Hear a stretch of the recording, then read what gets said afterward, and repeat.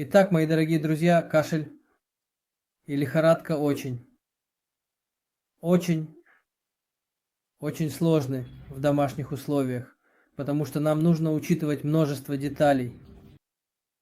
Представьте, что к вам пришел пациент и говорит: доктор, у меня такой кашель, но что происходит, когда я делаю глубокий вдох, у меня начинается кашель. Какой рубрикой это можно описать? Какие есть средства для этого? Каустикум, карбовегетабилис. И кто-то говорит: доктор, когда я делаю вдох, у меня начинается кашель. Какой рубрикой это можно описать? Inspirion aggravation. Хорошо. Rumex.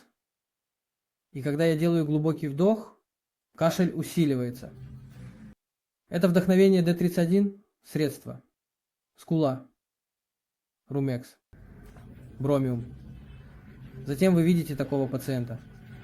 И он говорит вам: доктор, я держусь за горло и кашляю. Если он держится за горло таким образом, как вы это опишете в репертуаре? Скажите мне рубрики, которые вы можете использовать напрямую.